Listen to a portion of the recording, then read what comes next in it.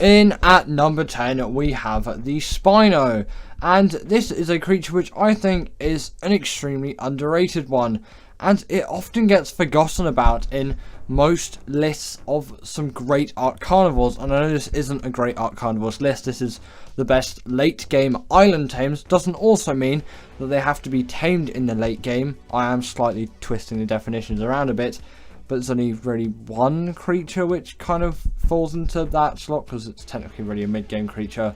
But there are so many creatures you can include in this list, but the Spino, in my opinion, had to be one of them. It is extremely mobile, obviously spawns on the island, that is a requirement for it to be on the best late game, the island tames. They do have to spawn on the map, and the fact with its mobility that allows it to spin 360 degrees on the spot, like, the Rex couldn't do that.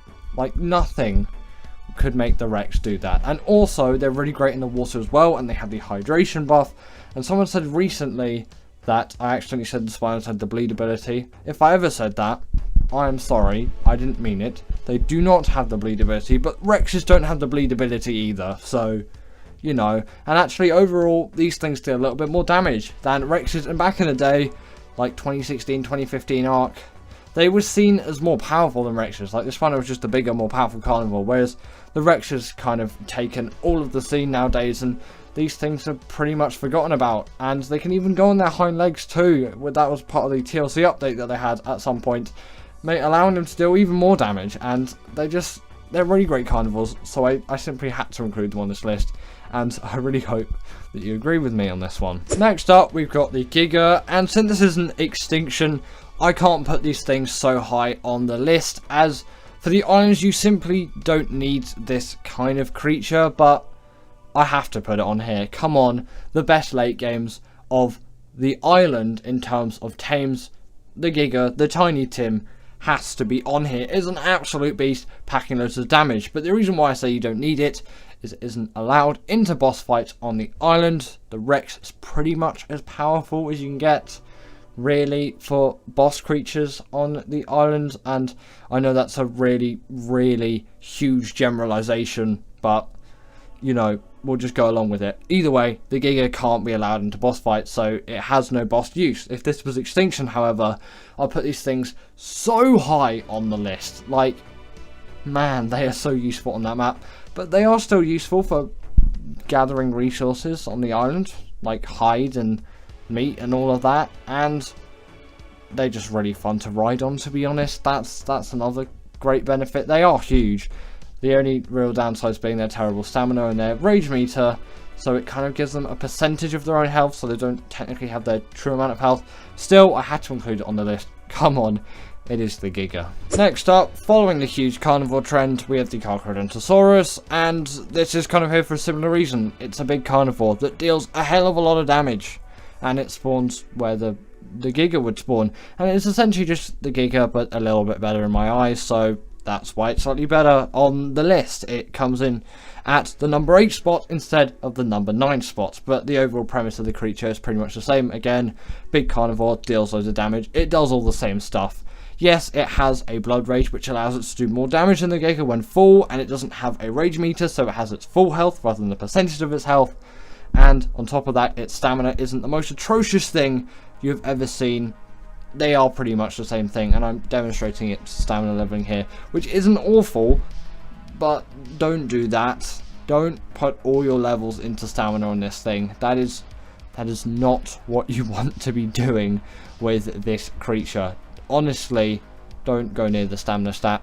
Just leave it as it is. It is alright. It is fine. It is so much better than the Gigas, but if you really need it, get a stamina mutation. And although I would advise you tame one of these things on Raasclark, they can still be tamed on the island. And I do have a taming guide video if you want to check that out.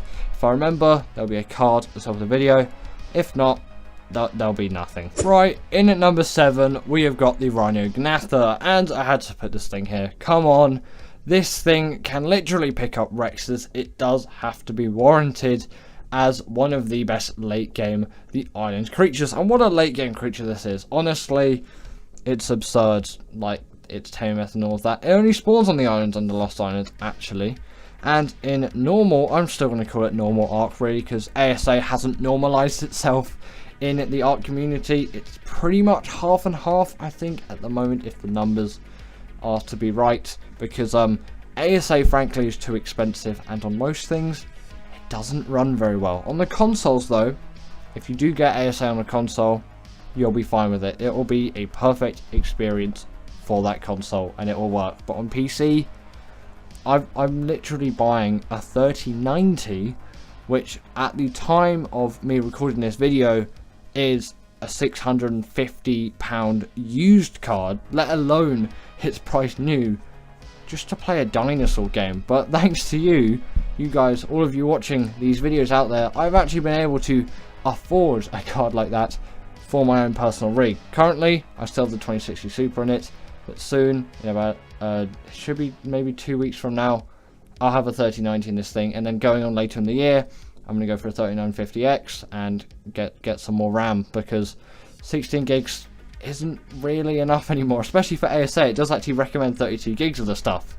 Also, if you noticed here, I've been, with the B-roll, I should have said, sorry, cancel my last point there. I've got technology stuff in my mind. Either way, the B-roll there has been showing you how to tame one, which is from my video of how to tame one. Again, if I remember, I will leave a card. If not, there won't be a card there, and you just have to look up Rhino Ganatha. But the same method for the Rhino Ganatha is pretty much an exact copy of the Reaper taming method, so if you know that, then you'll be fine. But there's just a couple of extra steps, but it's not too complicated, but definitely is a late game tame because you're going to need a lot of resources for it, especially if you want 100% effectiveness. Next up, we've got the Yutyrannus, and this creature is one of those tames where I don't feel right if I have not tamed this thing on the island, and it's so essential for any kind of boss fights. I had to put it on this list. It has to be here, okay? This is the Yutyrannus. It gives that buff to all of your creatures with the courage roar in the boss fight, and paired with a Daedon, it really does work. Although I found the Daedon isn't the most essential nowadays, and actually I have done quite a few things without the Daedon. I've just paid more attention and put my health into my Rexes or whatever boss creature I'm using. I admit a Daedon is helpful, so that is why I'm giving it a small mention here, although it is not making this list of the best late game Ark tames. And actually, towards the late game, it does become a lot more boss orientated, and you'll see that with the next 4 or so creatures. But actually, the creature in at number 1 is not boss orientated at all, and I wonder if you can guess it. If you do guess it before the number 1 slot, then put a time pin down from when you actually guessed what that creature is. Right, now in at number 5 is the Baryonyx. Almost couldn't say 5 there. And luckily, now we have got all my personal life out of the way and all my tech life out of the way. We can now focus more on the dinosaurs, as I'm sure you don't need a full lecture right now on my life story. Either way, the Baryonyx is a pretty easy tame for it to be making this list, and it is the second easiest, I would say, on the list. The creature in at number 1, I'm going to give you another clue there, is... No, it is the easiest tame. The second easiest tame is at number 1. It's a very simple knockout tame, spawns in the swamp biome. I think you can find it in some other places as well. Definitely can, not just in the swamp biome. But if you really want to guarantee finding one, just head there. Make sure to avoid swamp fever. Either way, they're the best caving creature on the island, which is why I put them in this list. And they have a right click spin attack which can stun creatures up to the size of a Megalodon, which makes them pretty useful for underwater caves as well. And I know you can use Sharkos and Basilos and all of that, but for me the Barry does everything, and that is why I use it. Apart from the artifacts of the Skylord, that cave is far too tiny for pretty much any creature to fit in, unless you have a dung beetle for caving for some reason. Next up, we've got the Megatherium, and this is here for the chitin gathering, but mainly because of its insanity against the Broodmother boss fight on the island, and obviously that is why it has made the list, and that is why it is here. It is the best creature on the island for defeating the Broodmother, as it sort of gets a rage buff, you could kind of call it. Not in the case of what the Giga has, or It's very similar to the Carcharodontosaurus's Blood Rage, although doesn't really involve blood, and a sort of alpha buff glow to it, and essentially once it's killed an insect, it will deal absurd damage to just everything, and I think there's a 500-second time or something like that. But considering the broodmother constantly spawns spider minions at you, pretty stupid of it, I know, they will constantly replenish that buff, so that buff will always be active, and in the presence of a Duty buffing them even further, you can have yourself a pretty insane army against insects, as I think it gives them damage, and then obviously some damage reduction on top of that as well. And again, you're going to get a lot of chitin from that broodmother boss fight, so I guess if you want loads of chitin instead of going to the insect cave, just do the gamma broodmother a lot, or you can do the alpha broodmother or the beta one. It doesn't really matter, any broodmother stage will work perfectly with this thing, no issues at all. They are the go-to for the broodmother, which is obviously why I've had to put them on this list, and in a second you'll see what that buff looks like, and you know, maybe you can see what I mean by it looks alpha buff like. In at number 3 we have the Theory, and this creature had to be in here, firstly because its saddle is unlocked at level 69. Nice. I know, that is a very nice one. Obviously makes this thing the perfect art creature. There is nothing better than it. But the reason for this creature being on the list is firstly its gathering abilities. This thing is insane at gathering all things fiber, wood, thatch, meat, hide, and it can't gather rocks, so I won't bother talking about those. And in my opinion, it's kind of more useful than you say an Anki and a Dodic, but I will give them a small mention here for gathering. They're not on this list, by the way, but the creature in at number 1 is extremely useful with a creature like the Anki and the Dodic. Have you got it yet? Have you not? Either way, the other use for this creature is that it is the best creature on the island for the dragon boss fight. The only downside being it's a herbivore, so for it to heal quickly, you will need sweet vegetable cake. This is where I would say a Daeton is very necessary to make sure these things stay alive during the boss fight, as then they can actually heal up quite quickly and effectively, because they don't have the ease of meat. A sweet vegetable cake is particularly expensive, and you probably can't get thousands and thousands of it, just like you would get thousands and thousands of meat. But the reason why they're so good at the dragon boss fight is the dragon has a particular buff or debuff for carnivores with its inflamed fire buff, whereas this thing's a herbivore, so it doesn't get that. In at number 2 we have the Rex, and I had to include this thing on the list. I'm not going to put it in at the number 1. By now you probably should be able to tell where it's in the number 1 spot. Again, comment down that time code once you figured out what the number 1 creature is. But either way, this creature, the Rex obviously, is the go-to creature for any kind of boss fight. Yes, it does have a slight debuff in the dragon boss fight, and it doesn't have the buff the Megatherium has in the broodmother boss fight.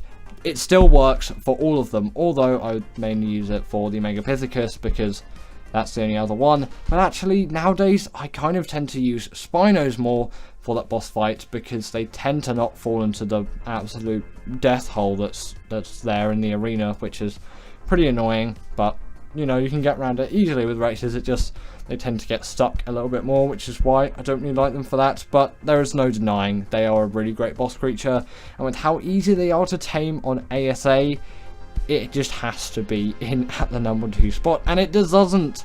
I can't even speak anymore. Either way, it doesn't deserve any less, in my opinion, or any more. But before we get into the number 1 spots, just a quick honorable mentions. The Aloe is a pretty good boss creature. The Megalosaurus does definitely pack a punch as well. Creatures like the Sarco are pretty great water tames, although maybe not in the late game. You could still say they do definitely pack a punch. The Basilo is a great option for underwater caving in the late stages of the game, and a creature like a Thyla is always very nice to hand. But let's get into the tame in at number 1. In at number 1 we have the Argentavis. Have you guessed it now, by the way? 1433 should be the latest that you've guessed what this creature is. Either way, this, in my opinion, is the best arc late game tame for the island. It is just such a useful flyer for traveling from A to B. With Cryopod you can travel with any creatures which you want, and it is always my go-to flyer. And if flyer speed leveling was still a thing, then maybe I would go for a Quetz, but they are so slow, and also I still prefer the RG in a lot of ways. Although it can't pick up as much as a Quetzal, it is faster than the Quetzal, and it has weight reduction on many resources like metal, crystal, and obsidian, making it a go-to for all of that metal farming. And metal is an essential resource in Arc Ready. To actually complete it, you'll want at least some flat gear, and you'll probably want a pump action shotgun, and obviously metal tools so you can make your gathering process as efficient as possible. And when paired with an Anki and a Dodic, you have yourself an even better creature. And they are so easy to tame. That's how they're being unlocked at level 68. Yes, just one off the perfect level. At least I'm pretty sure it's 68. It's either 68 or 62.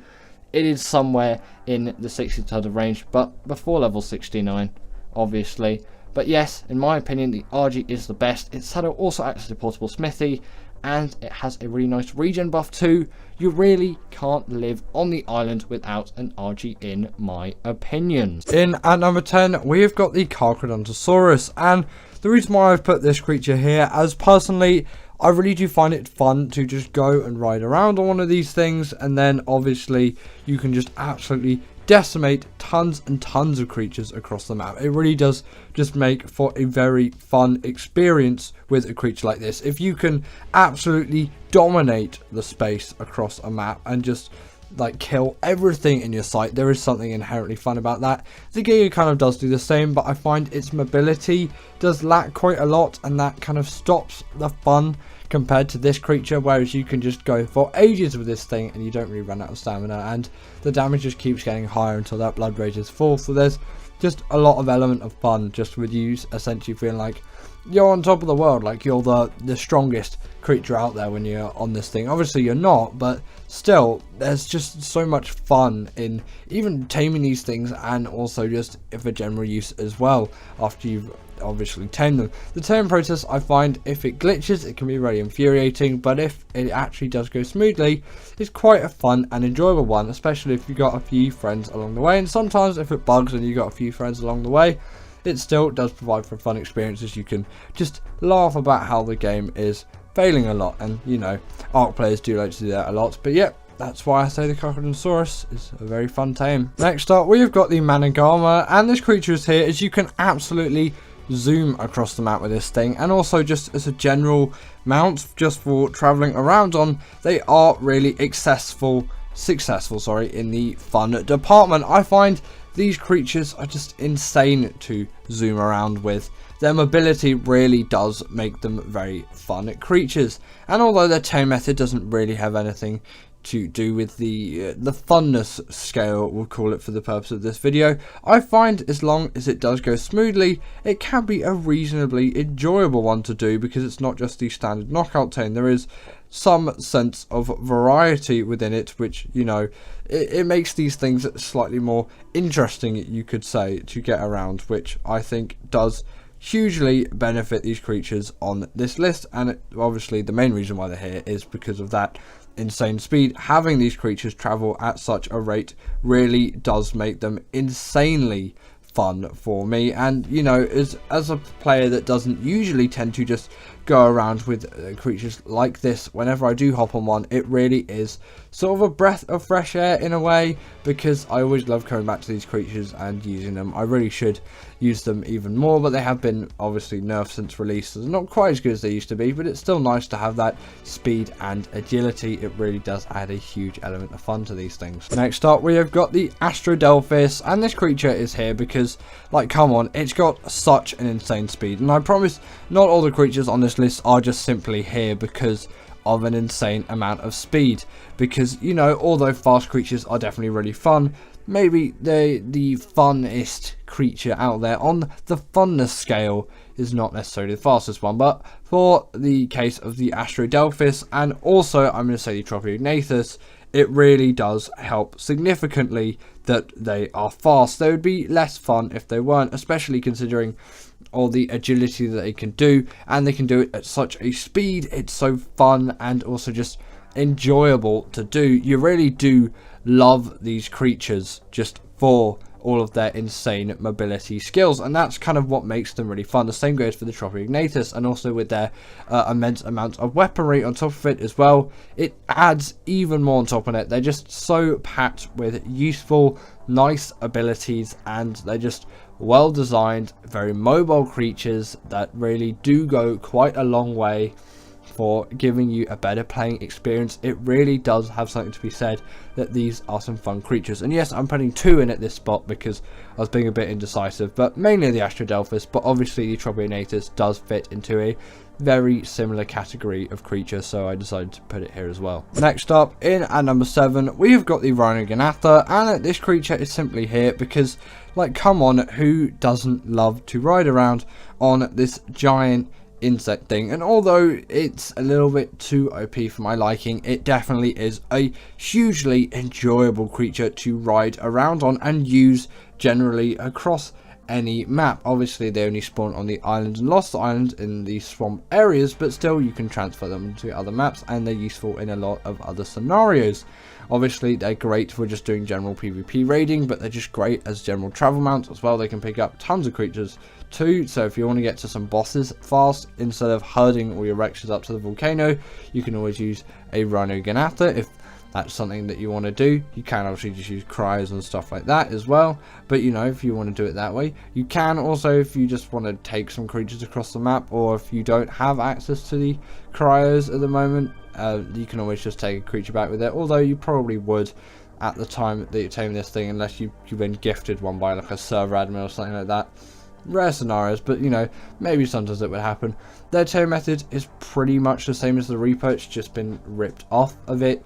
Obviously it doesn't really count as a rip-off because it's made by the same people, but still, you know, I felt they could have been a little bit more inventive with the tame method, but it definitely still is an enjoyable one because I really do like the tame method of the Reaper, and you know, it's a very nice one to do. I don't really like the fact that now you need to use loads of materials instead of gathering XP. I prefer the Reaper's tame method in that regard, but apart from that, really fun and enjoyable tame method. I know you don't really factor that in usually, but I find the tame method is quite fun as well. It really does make me want to tame the creature more, and then once I've tamed it, if it's still fun, it really does just elevate it on this list, I'm just going to say, and it definitely really does deserve to be up here. It can demolish tons of creatures, it's fast, it can pick up tons of things, and it's such a great flyer for all kinds of things, and for that it really does deserve to be on this list because it can't be demoted for its insane amount of skill and power, and also just the amount of thought and design that's gone into this creature from Wildcard. It really does just make it an even better one and nicer one to use. And obviously, sadly, you're going to lose yourself a creature, but I think it's all worth it to get yourself a Raasclark. Next up, we have got ourselves the Velonosaur, and this creature is here because I really love shooting those spines out of this creature. I find that is just such a useful and effective ability. Like, I know it's not really the most complicated thing out there, but I really just do enjoy this creature's simplicity in a way. It makes it so much more enjoyable to me. Very easy tame, and obviously you can get those Velonosaurs on Gen 2 as well. Like, honestly, great creatures to tame. If you haven't already and you have access to them, please go tame yourself a Velonosaur. You'll not regret it. Just for general use, they're insane. You can even take them into bosses if you want to. I'm pretty sure they can go into boss fights. If not, that might just be because I have some sort of mod installed. Obviously, maybe not the best boss creature out there, but still, I do find it fun from time to time to go out on one of these creatures and do some bosses with them, but mainly for just general travel around the map. I find them to be extremely effective, and obviously that's what I use them for the most, and I really do enjoy them for that. They're truly fun creatures, especially that spine attack that I was talking about there. It adds so much depth and character to these creatures. Even though they're so simple, they're so basic in their simplicity that it makes them really fun because they're so simple. You instantly know what to do with these creatures. There's no faffing around with things. It is just boom, there you go. done. It really does make these creatures so effective in this department. In at number 5, we've got ourselves the Gigantoraptor, and I kind of feel like I have to put this creature here. I know it's still a really new one, but I've been really just enjoying it. It's a very mobile creature, and yeah, obviously you can throw eggs out to tame it as well, but I found just trapping it works just fine, and for me that makes the tame method a lot more fun because I don't really just go into all the process of getting those eggs, and the mini game is definitely a very nice one to have, and I like how inventive that tame method is, as it's something we've never seen before. I did expect them to be a little bit larger, but obviously that doesn't really matter, but you really feel like you can do pretty much anything with these creatures. Yeah, maybe they don't deal the most damage out in the world, they still can deal a hefty amount, and you can pretty much destroy everything on the map with these things, and obviously you can carry babies with them like you could on a Maywing. And you know, there's so much use out of these creatures, and I know they're only new, but still you can get tons of great use out of these things. Next up, we have got the Bloodstalker, and I really do love these things for just general travel and underwater exploration. As just me as a person, I've always really liked the thought of an ocean, and just oceans and games always make me just generally quite excited. That's why I really liked playing through Subnautica and Raft and all those games. They really are some of my favourites out there, and the fact that I can use the Bloodstalker to do some insane underwater exploration in Ark, it really does make it a hugely fun creature for me. And also just generally, you can just basically pretend to be Spider-Man going around the map, and obviously you do kind of get an awesome spyglass sort of effect as well. As you can see, all the aggressive creatures just generally makes them really useful, because not everyone does have access to awesome spyglass out there, so you do essentially once you have one of these creatures. And the tame method is pretty inventive as well, especially considering they did it first. You can obviously just feed them some moss chops prior to when you actually feed them the blood bags, which is obviously in your inventory in yourself, to get yourself 100% effectiveness. It's really not that much of a challenge whatsoever. And obviously on Gen 1 you can just get some hexagons anyway, and then from that you can obviously get you can get hexagons with the Bloodstalker from the Bloodstalker race missions. That's what I meant to say. It went a bit off track of thought there. Either way, insanely great just general travel mounts, and obviously great for underwater exploration, which is the main reason why I'm putting it here. Kind of a little bit undervalued relating to my last video. That'll be at the end of this video if you do want to go watch that to do the Bloodstalker, because I find people don't use it for that enough, and it really is great for that. And obviously you can also just grapple creatures in and kind of suck the life out of them too, and if you have blood bags on you, it can heal itself quite quickly as well. So it's useful and versatile and fun in so many ways. In at number 3, we have got the Desmodus, and this creature is here just because, like, come on, it's the Desmodus.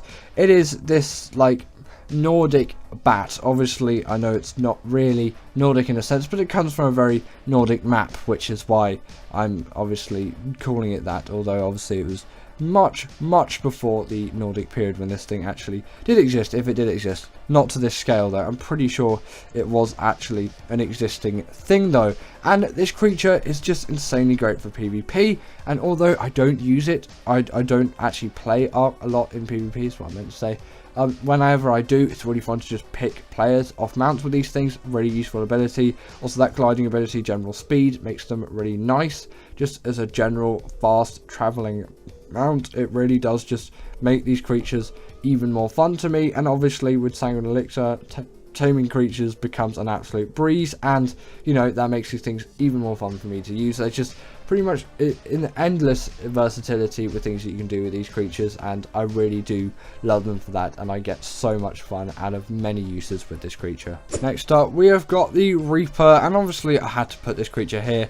Come on, look at this thing. Like, this is that ultimate Ark creature capable of just so much stuff in the fun department. Its tame method is insane to get through. Like, I love taming these things. Again, I did say it with the Raasclark, but I find it is an even better taming method than that. And also, I find they're just more fun creatures to use. They fit into the map so much better than something like the Raasclark, and I felt like more thought and design was been put into them. And although, yes, maybe people would prefer to have that other tail ability, which does still torpor to creatures, which the Reaper Queen does, instead of just the one that slows down enemy creatures. That's the only one real downside I can think of the Reaper. They still are so fun to ride around on, as you just feel like you can decimate everything in the map. They can just deal tons of damage, and they're pretty agile in the mobility aspect too. They can even bury themselves underground. There's like pretty much endless uses for these creatures, and I really do love them for that. There's so much you can do with a Reaper, especially if you tame a good one and you put all the effort in it. There's like no better feeling than really getting to that stage and getting that successful Reaper tame. It really does it always works out for you mentally. You really do feel so proud of yourself when you tame one of these things, and it is a hugely fun experience once you've done it right. And finally, in at number 1, we have got ourselves the Deinonychus, and I feel like this creature really does have to be here,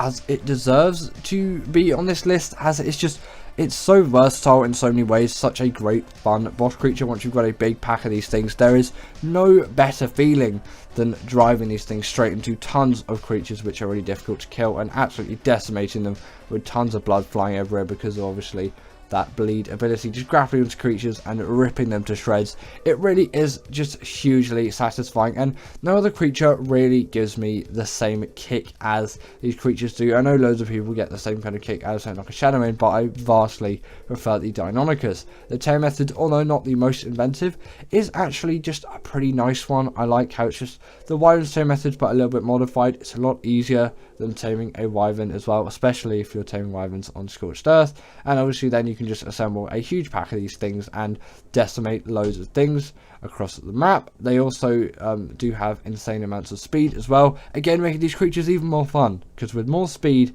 it is better on obviously that funness scale. These things also don't take full damage, so there's no kind of loss of immersion in a sense of where you can just kind of do what you want, and you're just so immersed in this creature that you have no care in the world for what's about to come up next. And obviously they can park up walls as well. Nothing really can stand in your way in terms of terrain, obviously, unless it's just lava, but no creature really can go through that unless you're obviously on a magma sword, but that creature's not on this list because, you know, in my opinion, that's still a good creature, but it does not compare to the Deinonychus, which is in at the number 1 spot. But anyway, that is the end of today's video, and I really hope that you all enjoyed, as I definitely did enjoy making this one.